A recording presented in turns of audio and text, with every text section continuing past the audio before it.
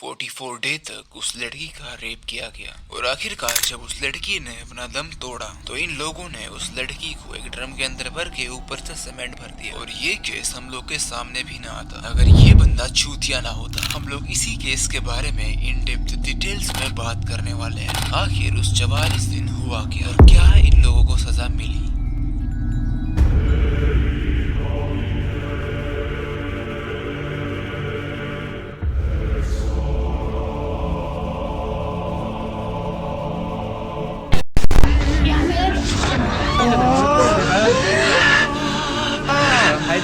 Ora, zupą dzwonią. Kiedy, ora. 누가 내 새끼야? जंको फूत्रा का एक बड़ा भाई और एक छोटा भाई भी था। वो अपनी ग्रेजुएशन कंप्लीट करने के लिए जुंको एक प्लास्टिक मोल्डरिंग फैक्ट्री में काम करती थी, जहाँ पे वो स्कूल के बाद जाती थी। जुंको एक काफी ज्यादा होनहार स्टूडेंट थी, उसके अच्छे मार्क्स आते थे, वो पढ़ाई में काफी ज्यादा अच्छी थी और उसी के साथ साथ वो काफी ज्यादा अट्रैक्टिव थी। तो अपने क्लास के अंदर और पूरे स्कूल में वो काफी ज्यादा फेमस थी, जिसकी वजह से काफी सारे लोग जुंको से काफी ज्यादा जलते थे। और उसके अंदर ये बंदा भी था, हिरोशी मियानो। इस बहन के लोड़े को याद रखना। हिरोशी आगे जाके जुंको को काफी ज्यादा पसंद करने लगता है। No in a good way, वो उसके साथ फिजिकल होना चाहता था और जब ये बात वो जुंको को बताता है तो जुंको उसे मुंह पर मना कर देती है। जिसके बाद एक बहुत ही ट्रेजिक इवेंट होता है। साल था नवंबर 25, 1988। जुंको डेली की तरह अपना पार्ट टाइम जॉब खत्म करके अपने घर जा रही। उसी टाइम पे एक अननोन लड़का आके उसे उसकी बाइक से नीचे गिरा देता है, बट कोइंसिडेंटली हिरोशी भी वहाँ पे ही होता है। और जब ये सब वो देखता है तो वो जुंको की मदद करने के लिए आगे बढ़ता है। वो उस अननोन लड़के को मार के भगाता है। देन जुंको से प्रॉमिस भी करता है कि वो उसको उसके घर सुरक्षित पहुंचाएगा और जुंको भी उसका ट्रस्ट करने लगती है। एंड आई थिंक ये उसकी सबसे बड़ी गलती थी, बिकॉज ये सब हिरोशी के द्वारा प्लान किया गया था। जुंको को नीचे गिराने वाला और कोई नहीं बल्कि उसका दोस्त ही था, बिकॉज हिरोशी कोई नॉर्मल लड़का नहीं था। दरअसल वो स्कूल का सबसे बड़ा बुली था और वो उस टाइम पे सबसे बड़े गैंग के साथ दोस्ती में भी था। दैट्स वाई पूरा स्कूल हिरोशी से काफी ज्यादा डरता था। एंड आज तक इसीलिए हिरोशी को किसी ने भी उसके मुंह के ऊपर मना नहीं किया था। जुंको पहली ऐसी लड़की थी जिसने उसके मुंह के ऊपर उसे मना कर दी। एंड इसीलिए वो एक प्लान बनाता है अपने गैंग मेंबर्स के साथ, जो कि अभी तक काफी ज्यादा अच्छा जा रहा था। बिकॉज उसका प्लान ये था, लड़का आएगा और जुंको को अपनी बाइक से गिरा देगा। उसी टाइम पे हिरोशी आके उसे बचाएगा और उसके बाद जुंको उसके ऊपर ट्रस्ट करने लगेगी। एंड उसी ट्रस्ट के चक्कर में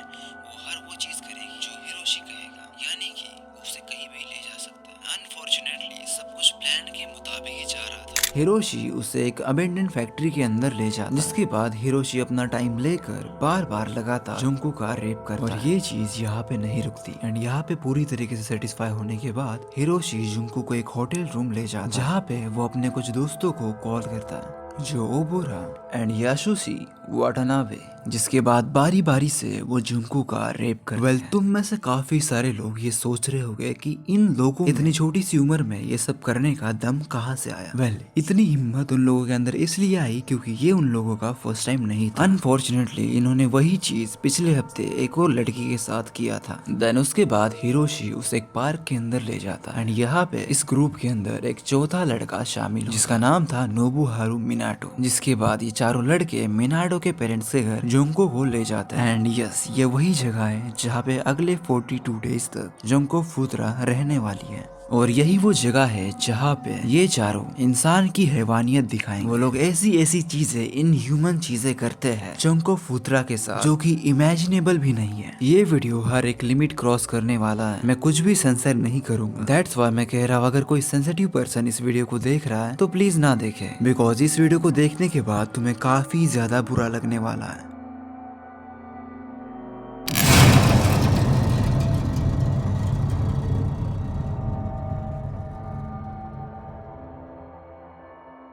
जंको के गायब होने के तीसरे दिन बाद उसके पेरेंट्स पुलिस वालों के साथ बात कर रहे थे जंको के रिलेटेड। और इसी चीज को देखते हुए हिरोशी और उसके दोस्तों ने एक बढ़िया प्लान बनाया। उन्होंने जंको को फोर्स किया कॉल करके अपने पेरेंट्स को ये बोलने के लिए कि अपने दोस्त के साथ वो कहीं बाहर गई है और सेफ है, ताकि वो इन्वेस्टिगेशन करना बंद करे। और यहाँ मिनाटो के घर पे उसके दोस्तों ने जंको को उसकी गर्लफ्रेंड बता के उनके घर के अंदर घुसाया था, लेकिन पेरेंट्स समझ गए थे कि ये बात कुछ और है। वहाँ पे ले जाने के बाद वो लोग जुंकू को एकदम खिलौने की तरह ट्रीट करने लग गए। वो दिन भर जुंकू को मारते थे, दिन भर उसका रेप करते थे बारी बारी से। और इस सभी चीजों की सबसे बड़ी फक्ड अप चीज ये लोग ये सब चीजें प्राइवेटली नहीं कर रहे थे। वो अपने दोस्तों को जा के बताते थे, चोर दिखाते थे कि हम लोगों ने एक लड़की को स्लेव बना के रखा है और हम लोग उसे as a sex object use कर रहे हैं, जिसको वो लोग रोज मारते हैं, पीटते हैं, उसको दिन भर नंगा रखते हैं और बारी बारी से उसका रेप करते हैं।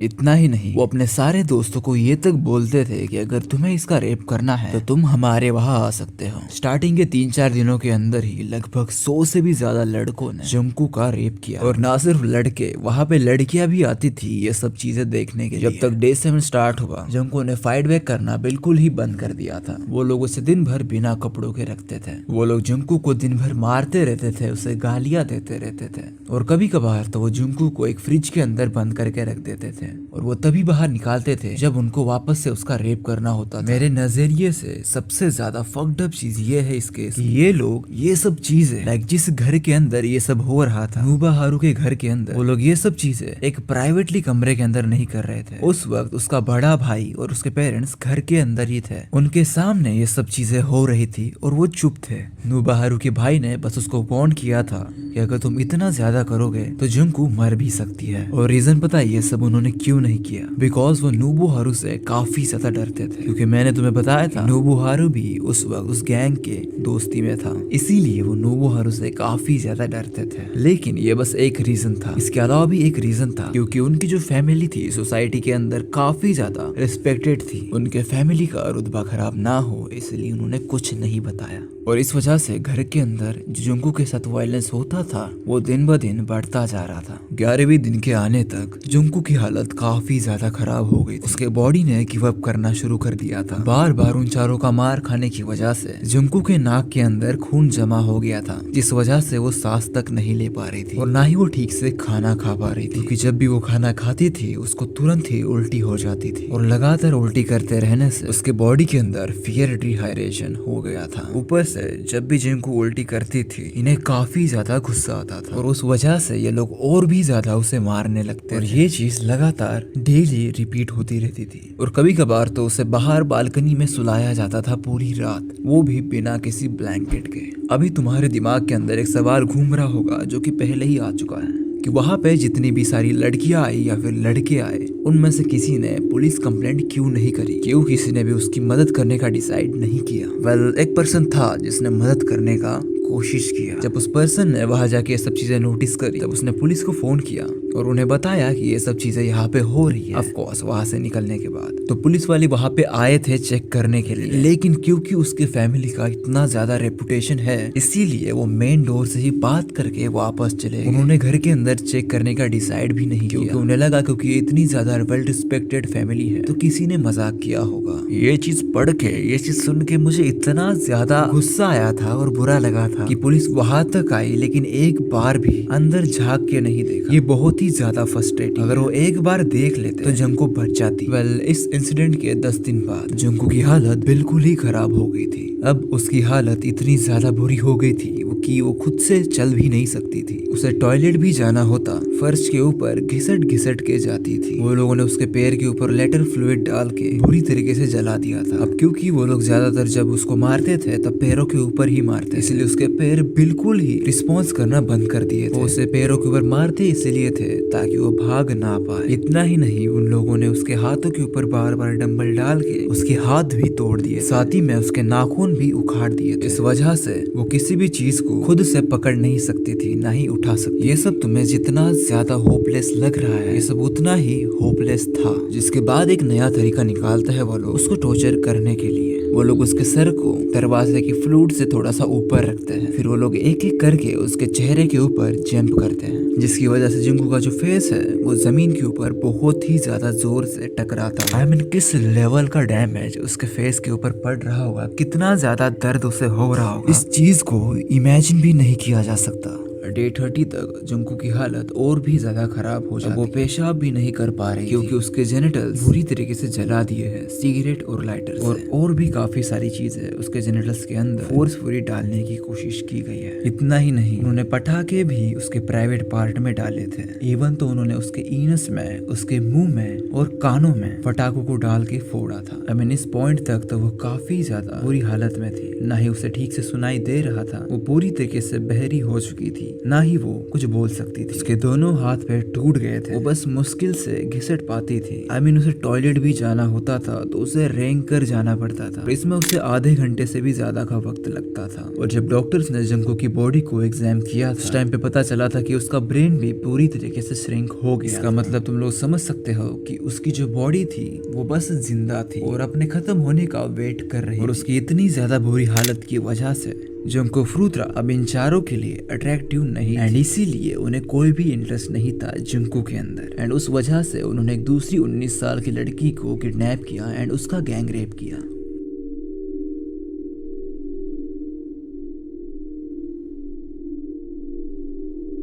आई नो ये सब चीजें समझना और सुनना काफी ज्यादा मुश्किल है। मुझे पता है जो चीज तुम लोगों ने अभी तक सुनी है, इन सब चीजों को डाइजेस्ट करना काफी ज्यादा मुश्किल है। मेरे लिए भी हुआ जब मैंने इसका आर्टिकल पढ़ा था जिसके अंदर हर वो चीज लिखी हुई जो इन चारों ने जंको फ्रूत्रा के साथ करी थी। आई नो अभी तुम लोग वो आर्टिकल पढ़ना होगा, तो ये आर्टिकल है, मैं तुम्हें पढ़ के सुनाता हूँ।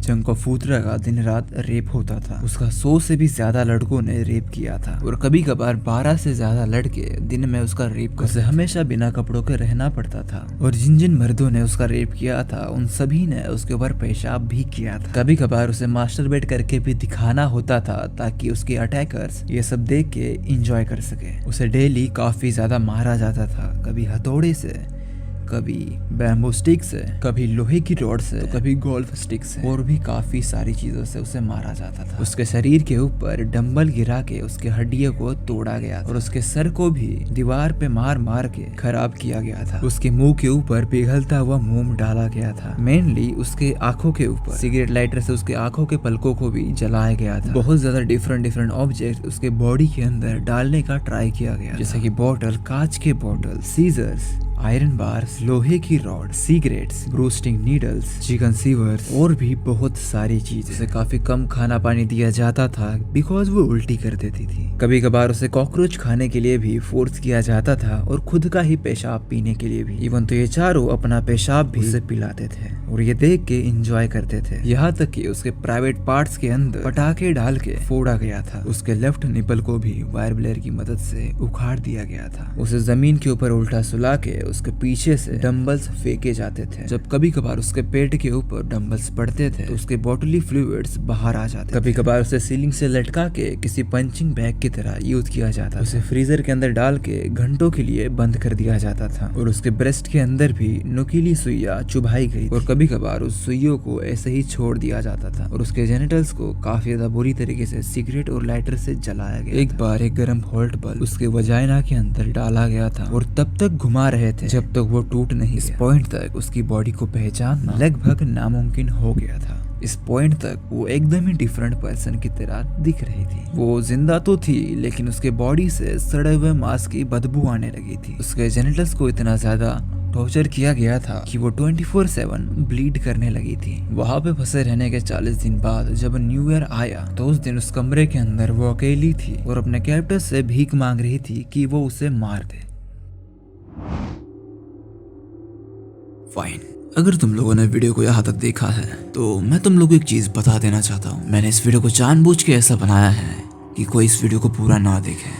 तुम लोगों ने एक चीज नोटिस करी होगी कि मैंने वीडियो के अंदर ज्यादातर क्लिप्स को लूप में चलाया है, जिससे सबकॉन्शियसली ये लगता है कि वीडियो थोड़ा सा बोरिंग है और वो बंदा मेरी ऑडियो के ऊपर ध्यान नहीं देता जो मैं बोल रहा हूँ, जिससे कि उसको ज्यादा बुरा नहीं लगता और वो वीडियो को छोड़ देता है क्योंकि वीडियो के विजुअल्स थोड़े से खराब है। आई नो तुम लोग को मेरी एडिटिंग स्किल पता है, लेकिन फिर भी मैंने इसके अंदर ज्यादा एडिट नहीं करा ताकि सामने वाला बंदा बोर हो के वीडियो को छोड़ दे। और मैं नहीं चाहता कि कोई इतना ज्यादा ट्रॉमेटाइज हो जाए इस वीडियो को देख के जो कि तुम अभी तक हो चुके हो। मुझे नहीं पता ये सब लड़कियों के साथ होता है और कोई उसे इतना ज्यादा डिफेंड करता कैसे है। हमारे कंट्री में भी काफी सारी लड़कियों का रेप हुआ है और मुझे नहीं पता कि हमारा इतना ज्यादा करप्टेड सिस्टम क्यों है कि हर वो बंदा छूट जाता है जो ये चीज करके बैठा है। Fuck the justice system guys. फिलहाल तुम्हें मेरा जो ऑडियो है वो थोड़ा अलग लग रहा होगा बिकॉज ये वाला जो वीडियो है जो तुम अभी देख रहे हो, इसको मैं 13 मिनट से जो पहले का पार्ट है उसे 3 या 4 महीने पहले ही बना के रखा हुआ था। उसके बाद मैं गैप ले लिया था यूट्यूब से, पता नहीं क्यों हो गया था, कुछ बताऊंगा बाद में। उसके बाद मैंने ये सब वीडियोस बनाई और अभी जाके मैं ये वीडियो डाल रहा हूँ क्योंकि मुझे परफेक्ट टाइमिंग नहीं मिल रहा था और मैं इसी चक्कर में इस वीडियो को रोक के रखा था और आधा ही कंप्लीट कर रखा था। तो अगर तुम्हें ऑडियो में और एडिटिंग में थोड़ा फर्क दिखाई दे रहा है तो सॉरी बिकॉज ये वीडियो थोड़ा सा पुराना है। और हाँ, यही सब बोलना था मुझे। Thank you.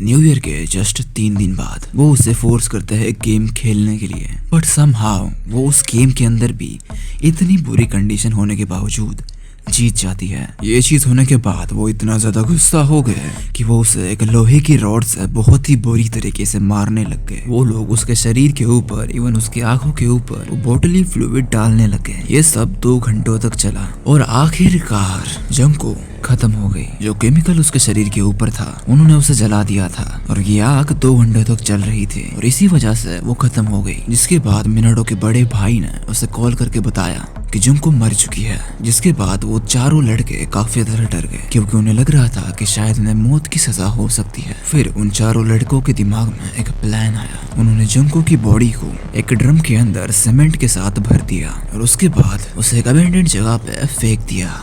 लेकिन उन लोगों ने एक चीज नोटिस नहीं करी, जिनको फ्रूता के जो बाल थे वो भी थोड़े से दिख रहे थे जो कि दूर से भी क्लियरली विजिबल थे। And you know there is no way police इन लोगों को पकड़ सकती थी। कोई गवाह, कोई भी सबूत नहीं था। ये कभी पकड़े ना जाते। लेकिन जो मेन बहन का लोड़ा था इस क्राइम का, हिरोशी, ये बंदा बेवकूफ निकला क्योंकि एक दिन पुलिस वाले इसके घर के अंदर घुस के इससे बात करने लगते हैं एक गैंग रेप के बारे में जो कि उसी टाइम पे रिसेंटली हुआ होता है। लेकिन इसे ये लगता है कि उसे उस गैंग रेप के बारे में पूछ रहे हैं जो उन लोगों ने किया है। तो ये पुलिस के सामने बकना शुरू कर देता है। डर के मारे वो सारी चीजें बता देता है जो कुछ भी उन्होंने जिंको के साथ किया था। बाद में उसे रियलाइज होता है कि उसने बहुत बड़ी गलती कर दी, लेकिन तब तक बहुत ज्यादा देर हो चुकी थी। बाद में उन तीनों लड़कों को भी अरेस्ट किया जाता है जिनमें से एक पहले से ही प्रिजन में था एक रेप केस की वजह से। लेकिन उसके बाद उनके कन्फेशन को रिकॉर्ड करके पुलिस वालों ने जिंको के बॉडी को ढूंढ लिया, जिसके बाद उसे तोड़ के ओपन किया गया। एंड इसी के बाद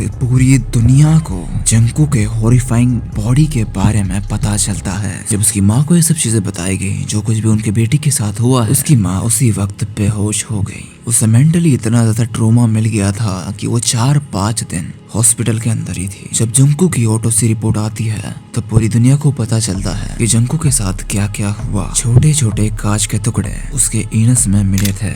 इतना ही नहीं, वो प्रेग्नेंट भी हो चुकी थी। उसके फेस का इतना ज्यादा बुरा हाल हो चुका था कि उसका फिंगरप्रिंट लेके उसे पहचानना पड़ा। आई नो तुम लोग को ये लग रहा होगा कि इतने बड़े क्राइम को कमिट करने के बाद इन लोगों को कोई बहुत ही ज्यादा भयानक सजा दी होगी, जैसे किसी तोप के सामने नंगा करना, पीछे की साइड से तोप से मिसाइल छोड़ देना।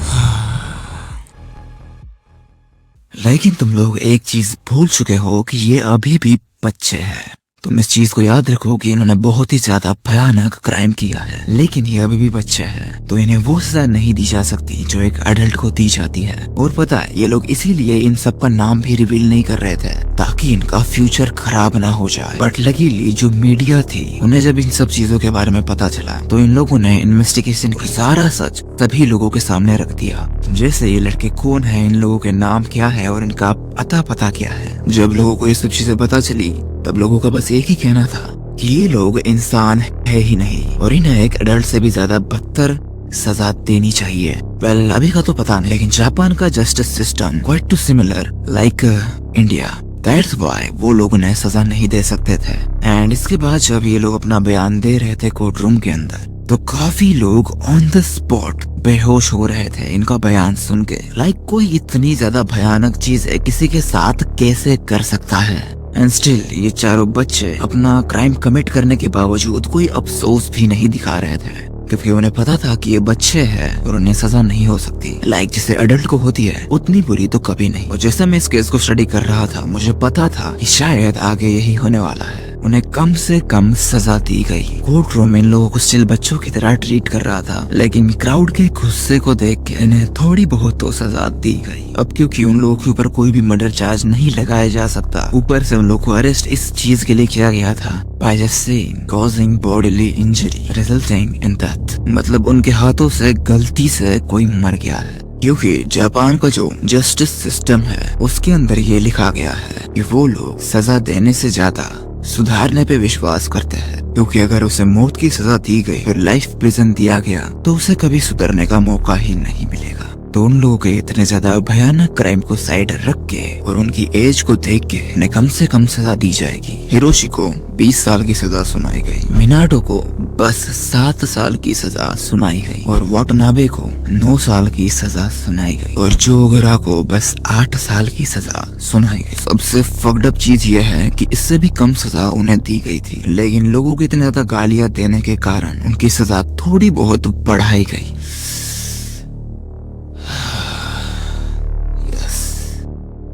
यही इस केस की एंडिंग है, जो कि बिल्कुल भी हैप्पी नहीं है।